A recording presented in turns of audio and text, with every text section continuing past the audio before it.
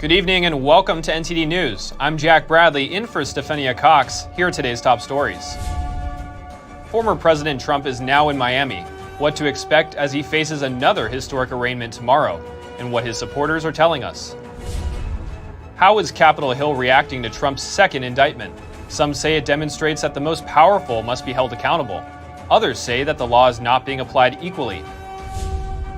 JP Morgan has agreed to pay a record settlement amount to Jeffrey Epstein's accusers. The bank was sued for allegedly working with Epstein while knowing that he trafficked young women. Ukraine is in the middle of its long-awaited counteroffensive against Russian forces. Ukraine reports new gains made in recovering territories captured by Russia. It will take months before the section of Interstate 95 that collapsed in Pennsylvania gets repaired. Officials are warning of major delays and disruptions to traffic in the area.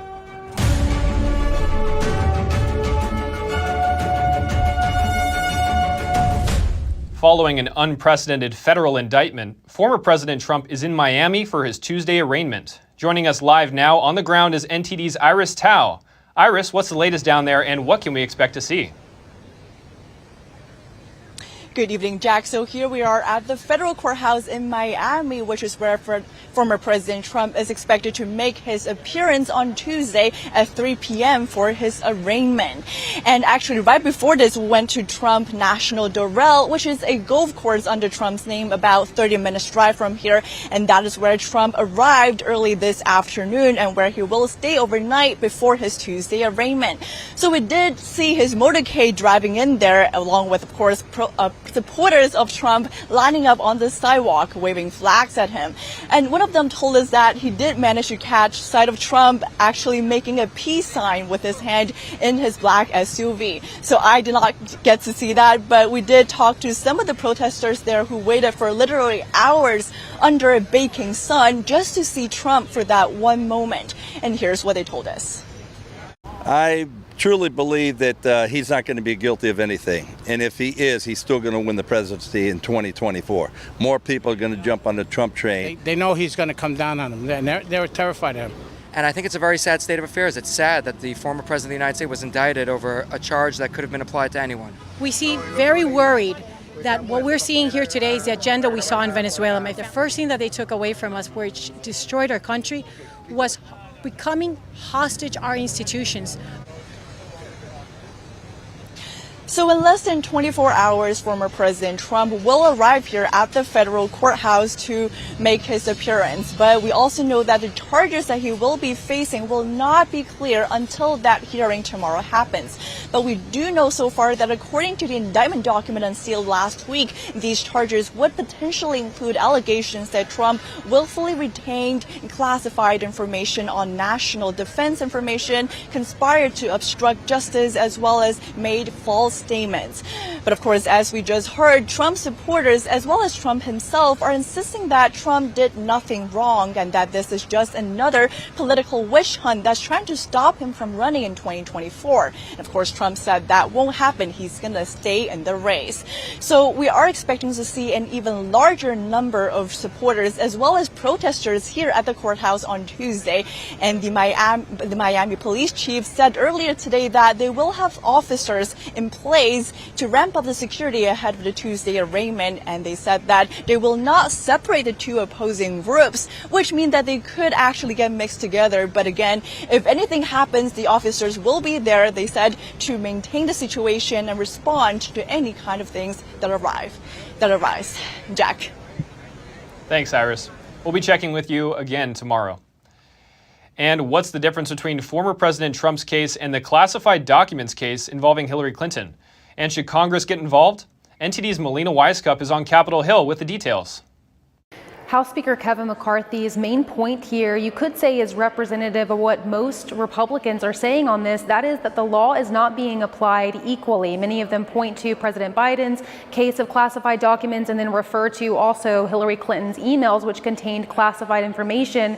I asked House Speaker Kevin McCarthy to specifically detail the differences here.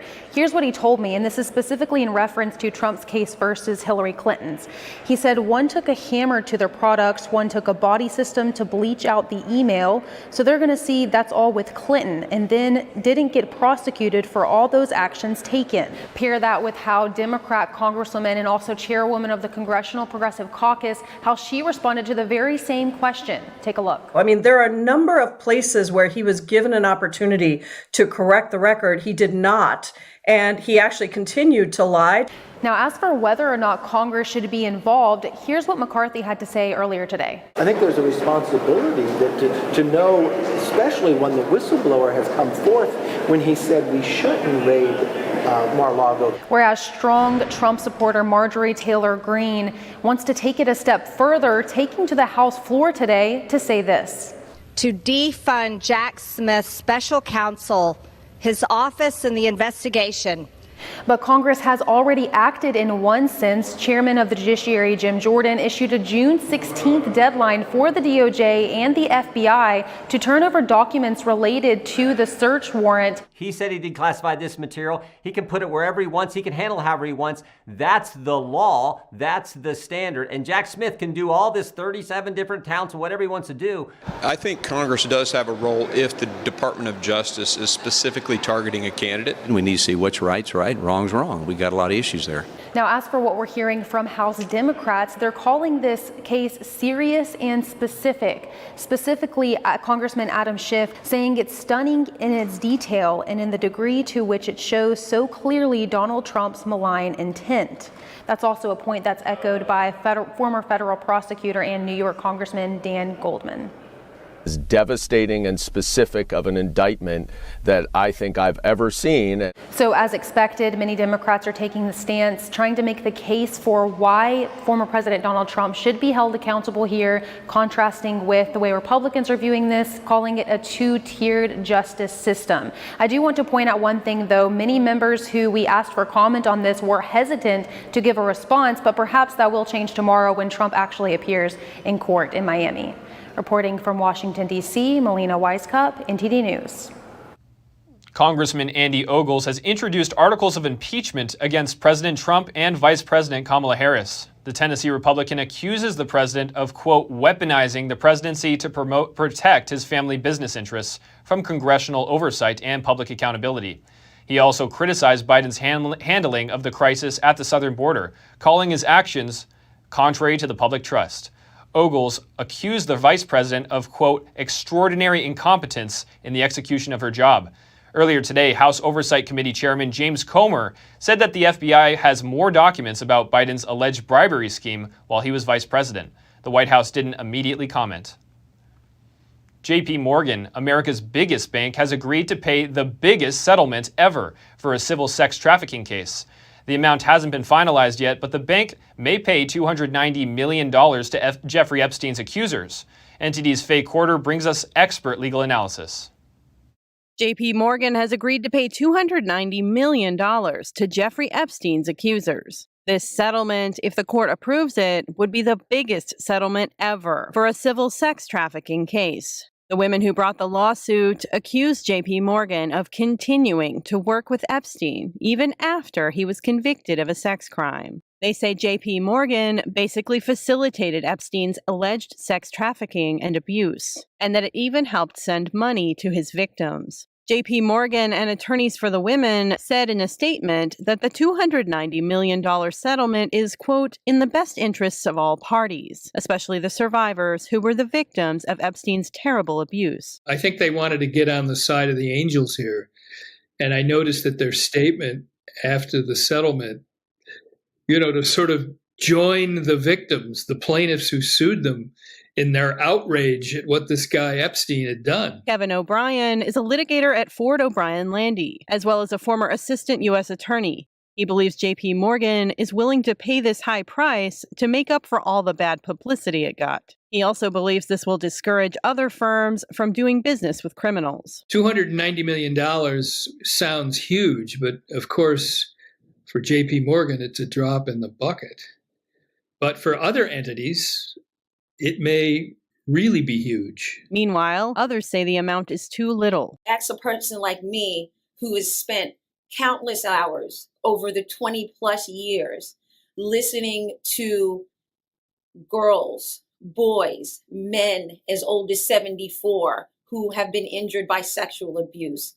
If you listen to the hours that they have had to suffer, what I would respond is that that settlement is not high enough. Julie Saunders is a sexual abuse litigator at ASK LLP. She says the trauma that victims of sexual abuse experience impacts all the people around them. Victims have trouble functioning properly and may spread their problems to their children, making the trauma generational. Maybe to deal with those injuries, I become involved in some type of ill behavior or some addiction, and I then become a burden on my community. Maybe I will have to avail myself of government services because I can't navigate healthfully or with a healthy mind and body through society. Meanwhile, JP Morgan did not admit to any of the allegations in its settlement. The court has yet to approve it and could potentially ask for more. Faye Quarter, NTD News. Ukraine said today it has seized a fourth village in the Donetsk region from Russian forces as it pushes south in its long-awaited counteroffensive. But recapturing the southern and eastern regions held by Russia will be a daunting task. Lucy Fielder has more. Ukraine says its troops have recaptured a fourth village from Russian forces in the southeast, where it has launched a long-awaited counteroffensive. On Monday, soldiers raised the Ukrainian flag in this village, confirmed by Reuters as Storozheve in a video posted online. This video, from a Ukrainian reconnaissance drone, is said to show the troops moving into Storozheve. But ending Moscow's occupation of southern and eastern Ukraine is a daunting task. Russia has more men, ammunition and air power, and has spent months building defensive fortifications. On Sunday, Kyiv said its forces heading south had liberated 3 other nearby villages in the Donetsk region. Ukraine's most rapid advance for 7 months is short of a major breakthrough, though. Russia is believed to have a strong line of fortifications further south. President Vladimir Putin marked Russia's National Day on Monday with an awards ceremony in the Kremlin, appealing to Russian patriotism and praising, quote, the heroes taking part in the special military operation. Russia's defense ministry repeated its assertions of the past week that it has repelled attempted offensives in the Donetsk and Zaporizhia regions. But prominent Russian military bloggers confirmed the taking of 3 villages in Ukraine's push south. The latest gains would amount to 3 miles at most, leaving Ukraine's troops still some 55 miles from the Azov coast and the prize of cutting Russia's land bridge to the Crimean Peninsula, which Russia seized in 2014. Meanwhile, as swathes of southern Ukraine, including Kherson, remain submerged after a huge dam was destroyed last week, Ukraine's defense ministry said Russia had blown up another dam on the Mokry-Yaly River, aiming to thwart Ukrainian forces. Some Western military analysts say it is too early to draw conclusions about how the counteroffensive is going, and the skirmishes so far may show Ukraine is still testing Russian defenses. It's going to take some time to restore the section of Interstate 95 in Philadelphia that collapsed over the weekend. That's according to Transportation Secretary Pete Buttigieg. He says local officials are working to get the road back to normal, but it will take longer than just a few days, which unfortunately will likely impact supply chain distribution in the region. This is not just about commutes, this is also about supply chain. It's about 150,000 vehicles a day, and a good percentage of that is trucking. So obviously for both vehicle passenger traffic and for goods movement supply chains, this is going to be a major disruption in that region. To help with passenger congestion in the city and region, the Southeastern Pennsylvania Transportation Authority is adding extra capacity and service to several train lines. Meanwhile, Pennsylvania Governor Josh Shapiro has signed a disaster emergency proclamation that gives state $7 million to reconstruct the roadway. Coming up, Fox News reportedly sending star host Tucker Carlson a cease and desist letter. That's over his new Twitter show. And billionaire George Soros is handing over his massive empire to his son, Alexander, who says he's even more political than his father. We'll bring you the details and what Alexander says about the 2024 presidential election after the break.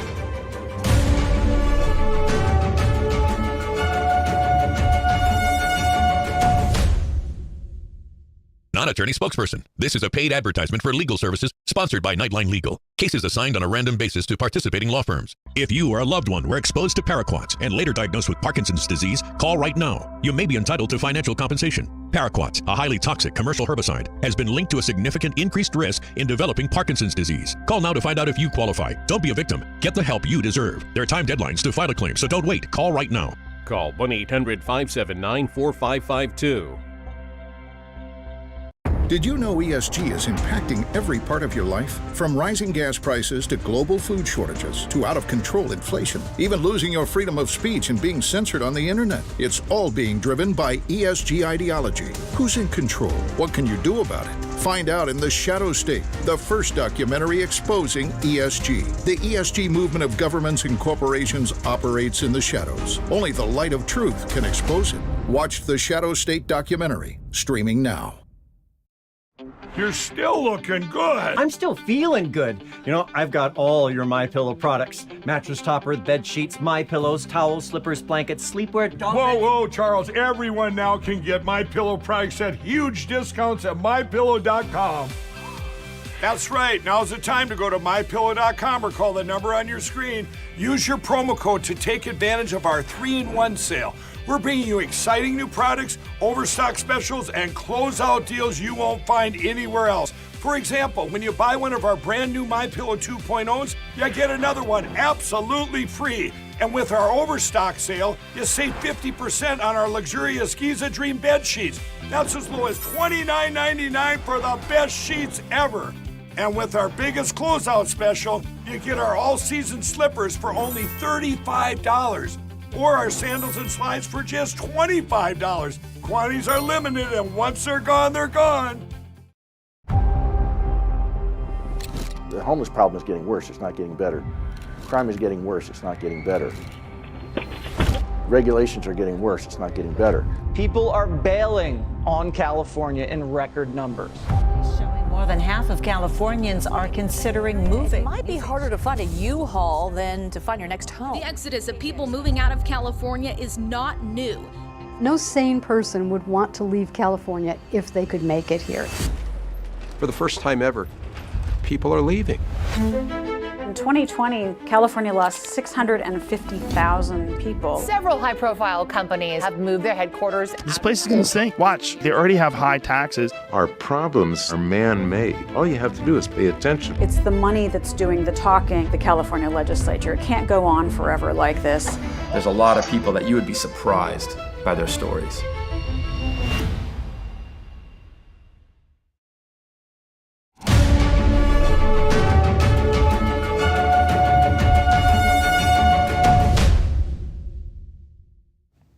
Fox News reportedly sending Tucker Carlson a cease and desist letter. That's after Carlson's new show on Twitter drew millions of viewers. The former Fox News host reportedly received the letter after his news show's first 2 episodes got almost 170 million views. Axios reports that the Fox News letter to Carlson states "not for publication" on the top of the page.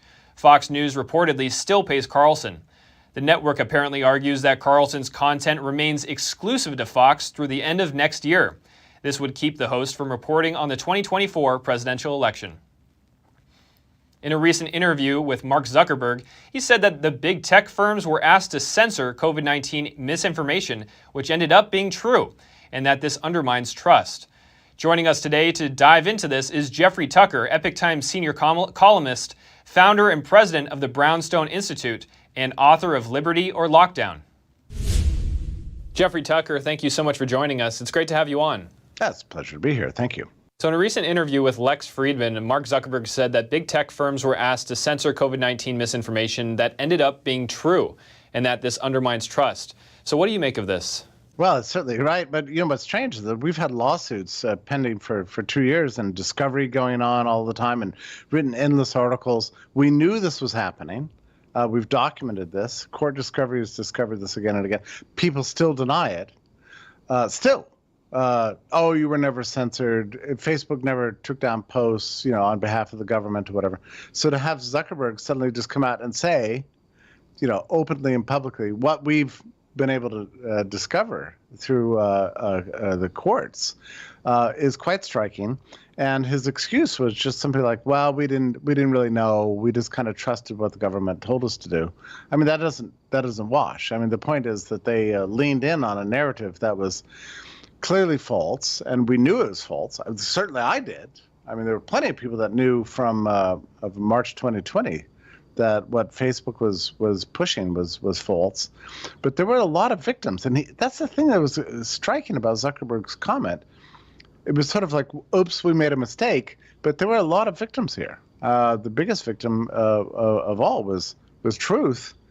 And Facebook's actions, Zuckerberg's actions, really did harm the cause of human rights and liberty, not just in the United States, but all over the world. So it was quite an ominous admission. And in one email in 2021, Zuckerberg said that the company was removing groups that contained often, quote, often true content that can be framed as sensation, alarmist, or shocking. So what are the consequences of censoring information that turned out to be true? One of the things that your viewers need to understand, we all need to understand, is that there's this term called misinformation now.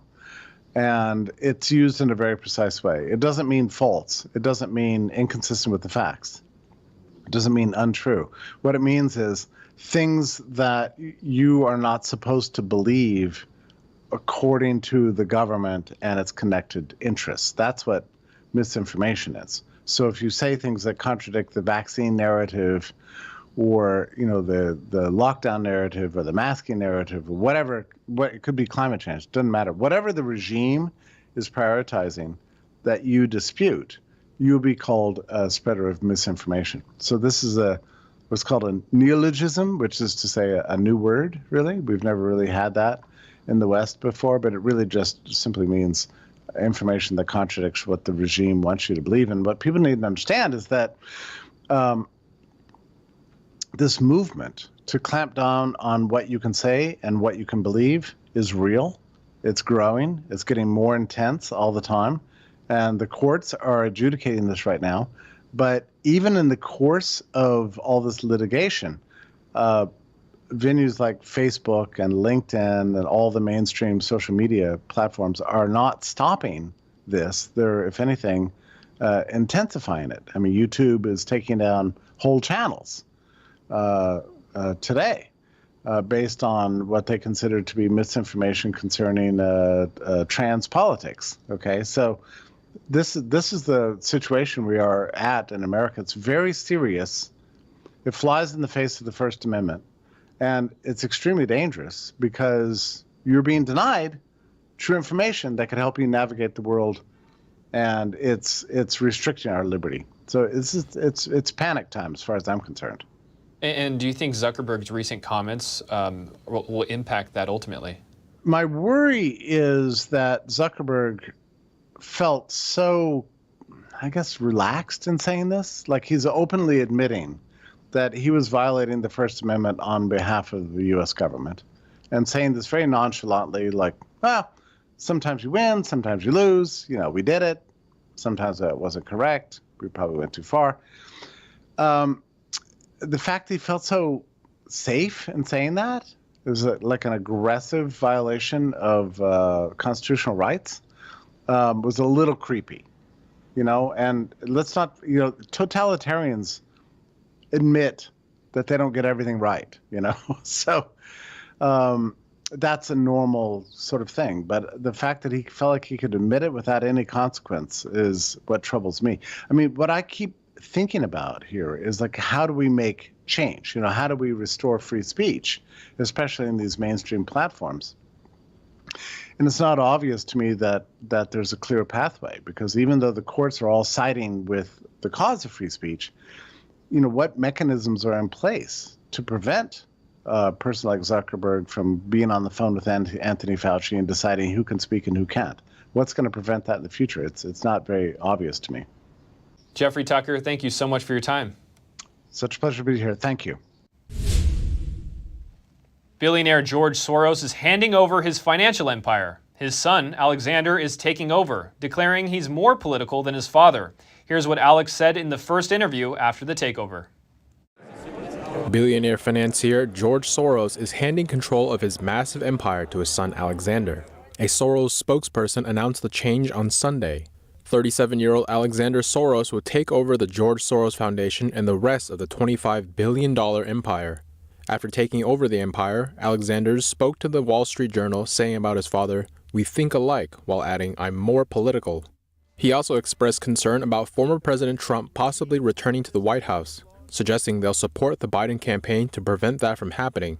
In his words, "As much as I would love to get money out of politics, as long as the other side is doing it, we will have to do it too." Alex and his father share similar views on liberal causes such as voting systems, access to abortions, and gender equity.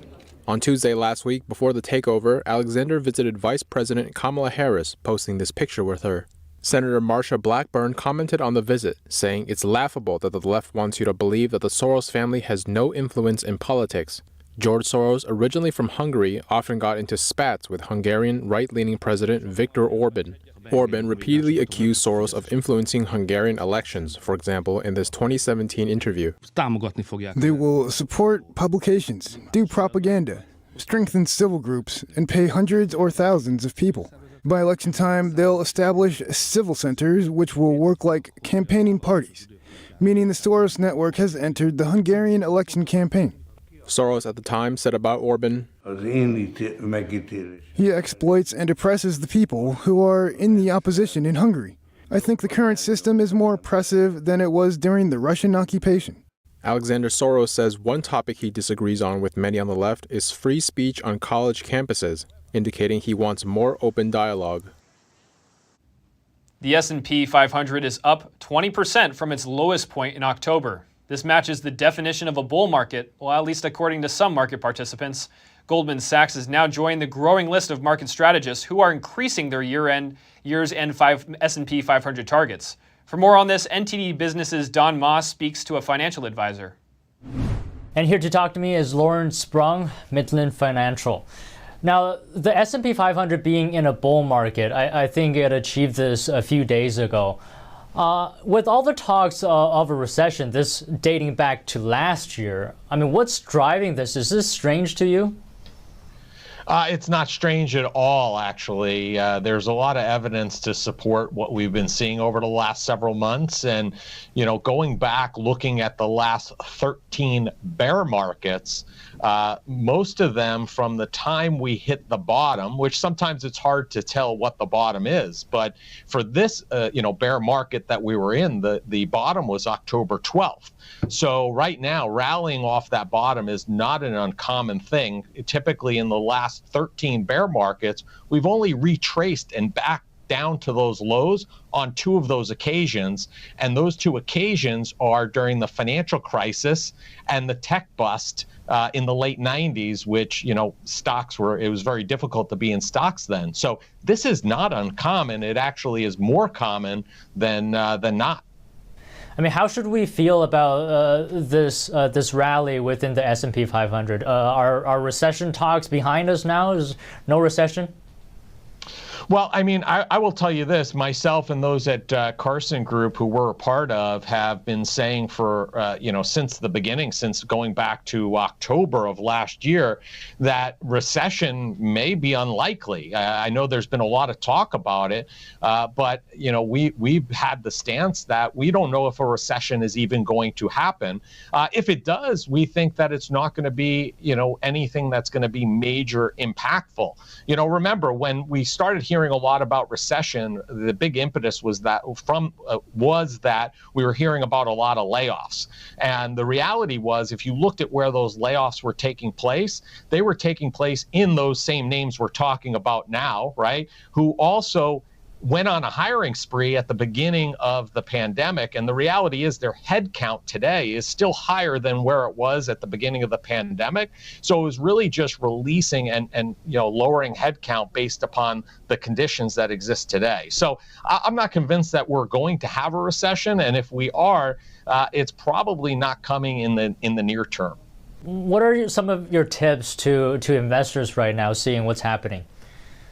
Yeah, I mean, listen, we've been in constant contact with the families that we serve throughout this whole process. Starting with October of 2021, we started reducing, longevity on bonds in anticipation of rate hikes taking place in 2022. I think us, like many others, didn't expect them to go up as quickly as they did.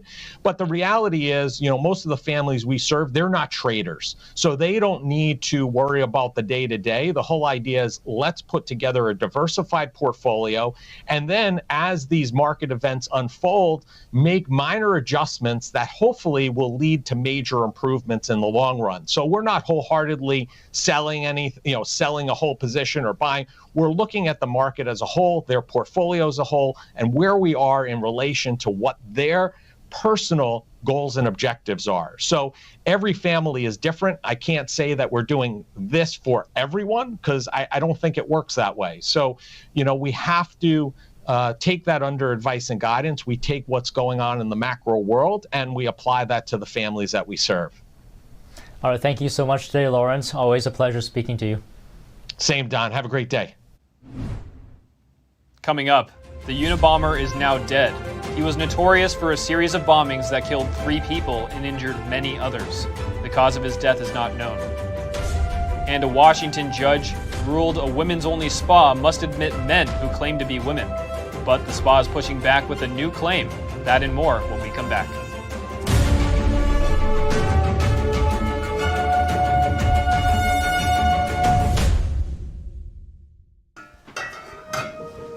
Hey, I told you enough of that. But look, this is different. It's Ganjin World.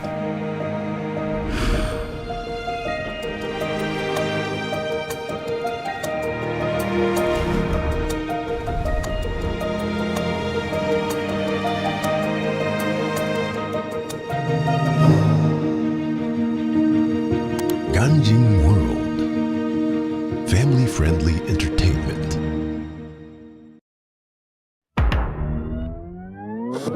Tired of scrolling Netflix? Trying to find something that's worth watching? Want to skip the censorship in mainstream media? Well, now you can with Epic TV. New exclusive content every day with over 100 never-before-seen movies, films, and documentaries.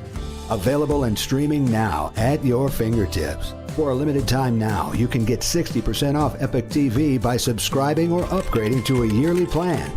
Plus, get an additional $10 credit to rent featured movies on Epic Cinema today. Skip mainstream narratives and find quality family entertainment from the comfort of your very own home. Say no to big tech and subscribe to Epic TV.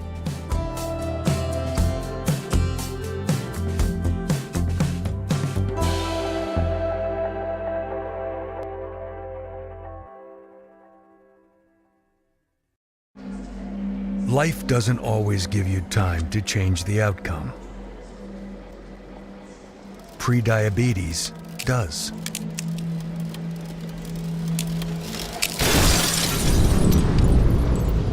One in 3 adults has prediabetes, and you could be one of them. There are usually no signs for prediabetes, so it's important to understand your risk. With early diagnosis, prediabetes can be reversed. And you can change the outcome.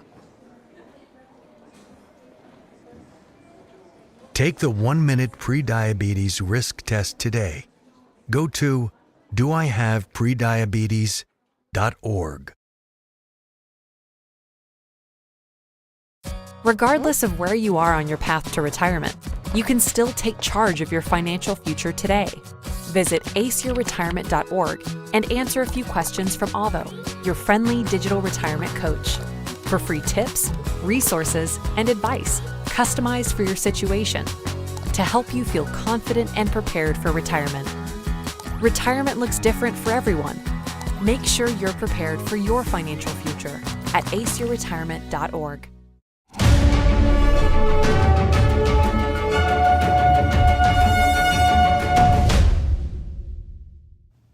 A former university professor who ran a nearly 2-decade bombing campaign has died in prison. He was known as the Unabomber. Theodore Kaczynski, who ran a 17-year bombing campaign in the U.S. that killed 3 people and injured 23 others, died on Saturday. He was 81. Kaczynski was a Harvard-educated mathematician and former UC Berkeley math professor. He admitted to committing 16 bombings from 1978 and 1995 and retreated to a shack in the Montana wilderness, becoming known as the Unabomber. A spokesperson for the Federal Bureau of Prisons said he died at the Federal Prison Medical Center in Butner, North Carolina. He was found unresponsive in his cell early Saturday morning and was pronounced dead soon after. The cause of death was not immediately known. A Washington state judge ruled that a female-only spa must accept men if they identify as women. The Olympus Spa offers many services that require patrons to be undressed, and the employees who work on site are all female. The owners, who are Christian, claim that their constitutional rights and those of their employees and patrons were infringed upon. But a district court judge ruled otherwise, saying that the state law called Washington's Law Against Discrimination, quote, does not discriminate on its face, and it does not, by its terms, favor a particular religion or the non-exercise of religion. The owners of the spa say they plan to enter a new complaint in the case. Here to break this down is John Schweppe, the policy director of American Principles Project. John Schweppe, thank you so much for joining us. It's great to have you on. Hey, thanks so much for having me. So what are your thoughts on the outcome of this ruling and its impacts? Well, it's obviously extremely disappointing, that in this country, you can't have a Christian business where, you want to be able to protect women from naked biological males running around your spa, and you're not able to do it. That seems pretty insane, but that's the ruling of this case, is basically that, in a nude spa, that's, where the owners are Christians and they want to adhere to something where they actually have business interests, where a lot of women are canceling their memberships because of this phenomenon of a male trying to get in there.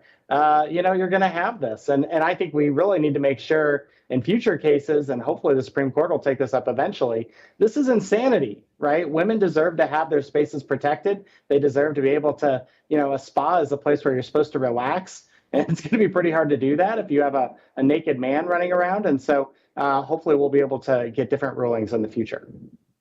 So what does the significance of this case have on people's constitutional rights to their religious beliefs?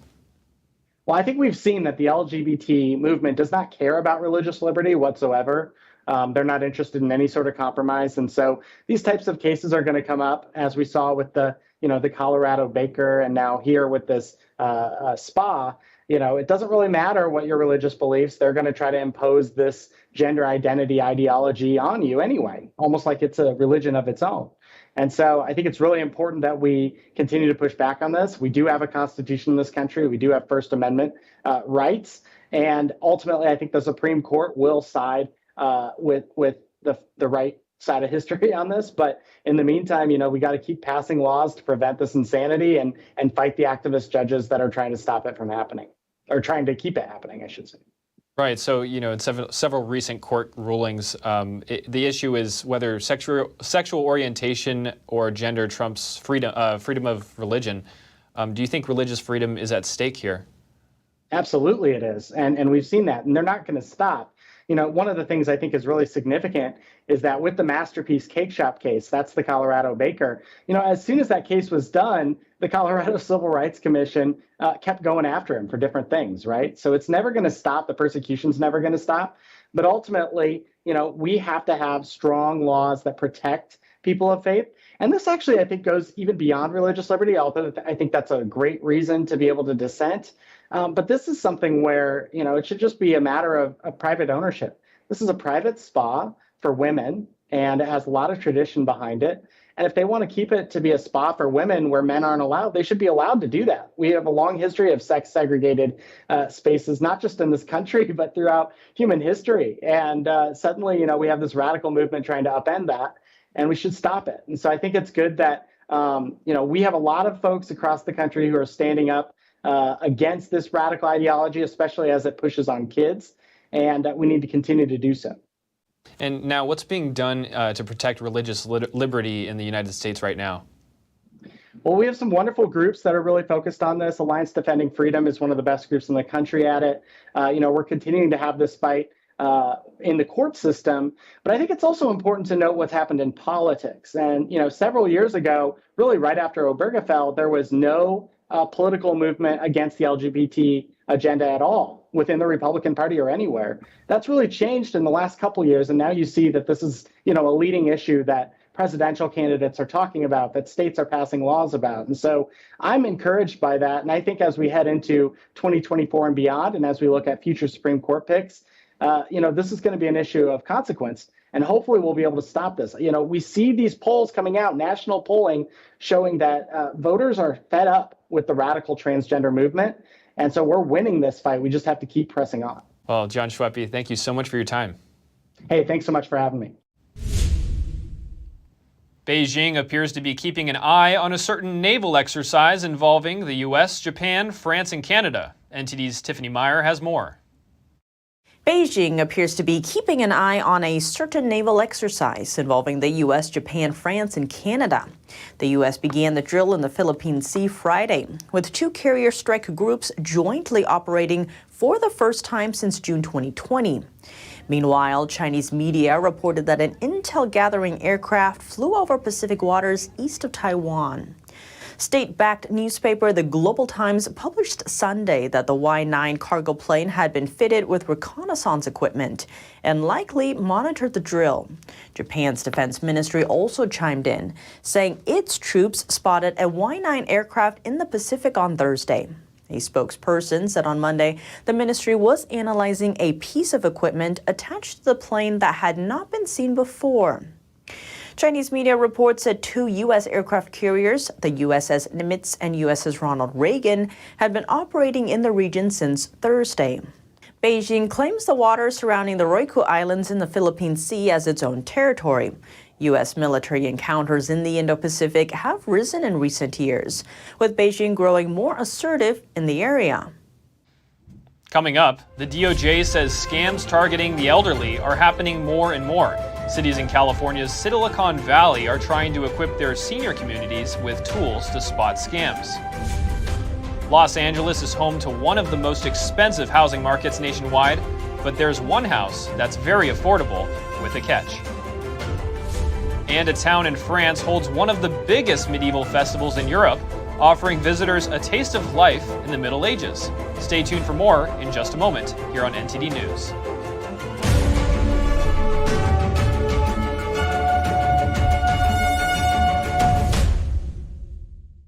Stay tuned to get 2 rolls of alien tape free. You wouldn't stick your mother-in-law on the wall, but you could with alien tape. It just sticks. Just peel and stick to make anything stay in place quick. Brick, pavers, marble, tile, plastic, even leather. Nothing works better than alien tape. You wouldn't stick your fishbowl on a moving car, but you could with alien tape. The secret is nano-stick technology that grabs and locks on to secure one side of the surface to the other. Alien tape secures in seconds, then twist, pull, and rinse to reuse. Call or go online to get your first roll of alien tape for just $19.99, plus shipping and processing. But to make this deal really stick, we'll give you 2 more rolls absolutely free. You get 3 rolls of alien tape for one low price. Order now. To order, call 1-800-490-1364 or go to tryalientape.com. So call 1-800-490-1364 or order online at tryalientape.com. It's just clear as day. The media, whether it's broadcast, cable, or print media, has become extremely biased. And I started looking online for alternative ways to get information. And I saw an ad for a free trial. And I looked at it and I said, Epoch Times. I mean, come on, this is end of days type of stuff. I mean, what are they going to be talking about here? And I said, well, it's a free trial. Let me dig in. Is it giving me both sides? Is it giving me an objective point of view here? I have looked for opportunities to see where they might be biased, and I don't find it. It has given me a level of trust in media that I didn't think I'd ever get back. I love the Epoch Times because it has renewed my faith in the idea that a reliable, responsible, non-biased source of information is available. And I can say that I love it because of that. I don't think that many kids in my son's school even do it. He makes fun of his friend who vapes. He would never try it. She's into soccer. She's on the honor roll. She's just not the type. No way. No way. No way. No way, my kid would never vape. Get your head out of the cloud. Today, nearly 8,000 kids will start vaping. Maybe even yours. Learn about the dangers at talkaboutvaping.org.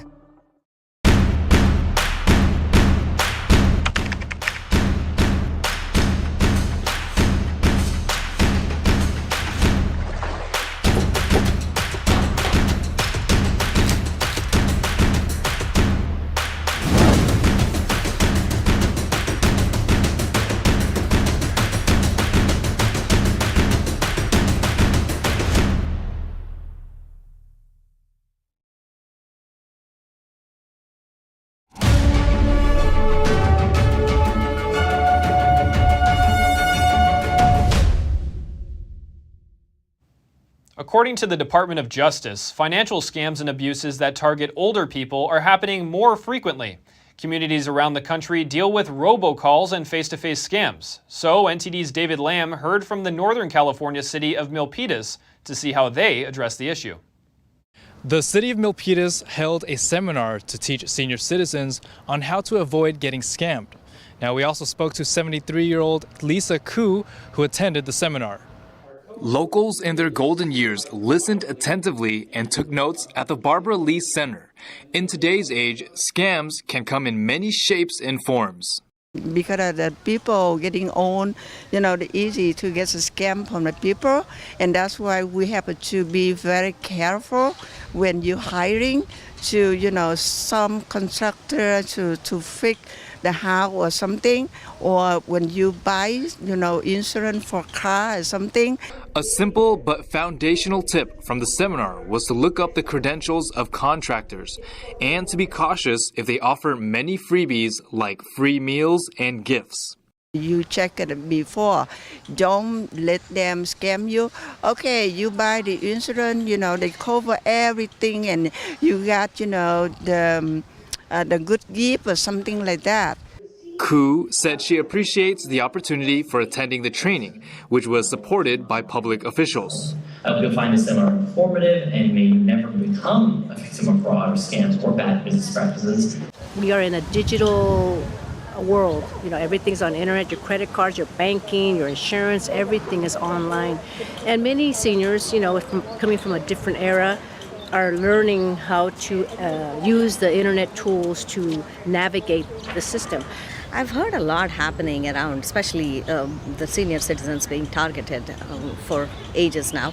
Because of the technology, the AI, they are not really resourceful about being up to the mark with the things happening around. The DOJ reports that fraud and romance scams targeting older adults resulted in over $184 million in losses in 2018. It's very difficult because I'm a senior myself. What we want to do is to give the residents in our city some tools to prevent being a victim of any scams, whether it's insurance, whether it's fixing their homes, contractor. Officials hope to hold more similar seminars in the future. In Milpitas, California, David Lamb, NTD News. Los Angeles is known to be one of the most expensive housing markets in the country. However, there's one home in LA County that most people will find affordable. But there's a catch. The house is about the size of a two-car garage. NTD's Christina Corona tells us more.